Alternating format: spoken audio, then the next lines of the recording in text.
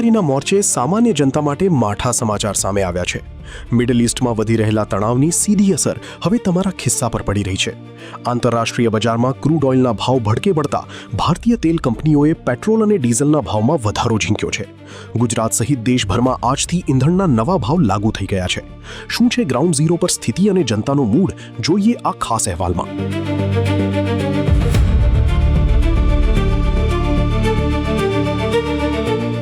ગુજરાત સહિત દેશભરમાં પેટ્રોલ ડીઝલના નવા ભાવ જાહેર થયા છે। પેટ્રોલની કિંમતમાં લીટરે ₹3.14નો વધારો કરાયો છે, જે બાદ પેટ્રોલની કિંમત ₹97.77 તો ડીઝલની કિંમતમાં ₹3.11નો વધારો કરાયો છે, જે બાદ ડીઝલની કિંમત ₹90.67 થઈ છે। મિડલ ઈસ્ટ તણાવના કારણે તેલ કંપનીઓએ ઈંધણના ભાવમાં વધારો કર્યો છે। વૈશ્વિક સ્તર પર કાચા તેલ અને ગેસની સપ્લાય પ્રભાવિત થવાના કારણે આંતરરાષ્ટ્રીય બજારમાં ક્રૂડ ઓઇલની કિંમતમાં સતત તેજી જોવા મળી રહી છે, જેની સીધી અસર ભારતીય તેલ કંપનીઓ અને સામાન્ય જનતા પર પડી રહી છે। ઈંધણના ભાવ વધતા સામાન્ય નાગરિકોમાં ચિંતા જોવા મળી રહી છે।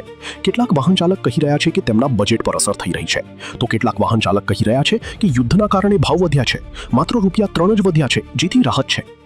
महंगाई तो यही काम है नहीं, और वर्क फ्रॉम होम और कर दिया तो कस्टमर आएंगे नहीं तो हमें तो दिक्कत होगी। भैया देखो, हम तो यही कहेंगे, जो देश के साथ हो रहा है वो हमारे साथ हो रहा है, ये तो पब्लिक को समझना है। ठीक है, इस बात को पब्लिक को समझना है। सरकार को भी कोशिश करनी चाहिए,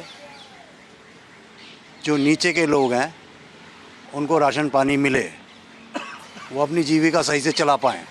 अब उसमें कहना क्या है सर, इतना सारा ग्लोबल क्राइसिस मचा हुआ है पेट्रोलियम को ही लेके, और जो हम लोगों का मेन सोर्स है मिडल ईस्ट, वहीं से सारा हम लोगों का डीजल, पेट्रोल, सीएनजी ये सब चीज़ें चलती हैं।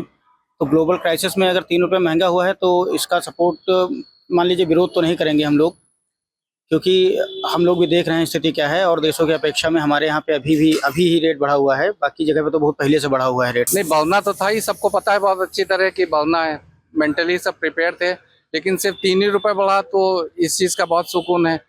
अगर मोदी सरकार है तो कम से कम इस चीज़ की वो है कि पूरी दुनिया में सब जगह पेट्रोल और डीजल के दाम इतने बढ़ चुके हैं, लेकिन फिर भी यहाँ पे जो है ₹3 बढ़ा तो हम लोग तो खुश हैं, कोई बात नहीं। जिस तरीके से पेट्रोल के और सीएनजी के रेट बढ़ रहे हैं, आगे चल के बहुत तकलीफ होने वाली है। दिन ब दिन सीएनजी भाव बढ़ रहा है, खर्चे का आगे के जाके सोचना पड़ेगा। और जिस तरीके से सरकार इलेक्ट्रिक व्हीकल चलाने बोल रही है, बहुत महंगाई होती जा रही है दिन पे दिन सर, क्या ही किया जाए, क्या कर सकते हैं बताओ। देखना चाहिए सरकार को इसके बारे में थोड़ा सा, गरीब लोगों के दिन पे दिन महंगाई होती जा रही है, कुछ सॉल्यूशन निकालें। हमारा तो यही काम है, रैपिडो चलाना, तो पेट्रोल का तो मेन काम ही हमारा।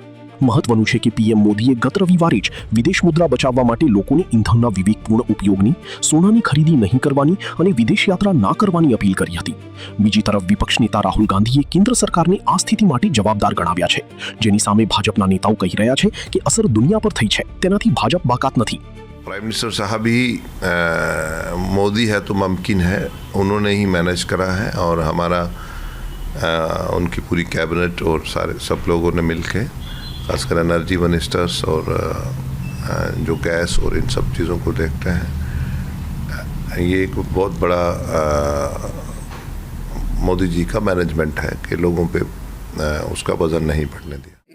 कब बढ़ेगा, तो बढ़ना जितना कम से कम बढ़ाया है। ऑयल कंपनियां सारी नुकसान में चल रही है, हज़ारों लाखों करोड़ उनको नुकसान हो चुकी है, लेकिन उसका भी सीमा होता है, तो जितना मिनिमम बढ़ाना चाहिए सरकार उतना बढ़े। આંતરરાષ્ટ્રીય બજારમાં અસ્થિરતા હોવાના કારણે ઈંધણના ભાવમાં આવનારા દિવસોમાં પણ ઉતાર ચઢાવ થઈ શકે છે। પેટ્રોલ ડીઝલની કિંમતમાં એક્સાઇઝ ડ્યુટી, વેટ, ડીલર કમિશનના કારણે ઉપભોક્તા પર વધારાનો ભાર પડે છે। તેવામાં આ ભાવ વધારો સામાન્ય જનતાના ખિસ્સા પર સીધી અસર કરી શકે છે। Bureau report, offbeat stories.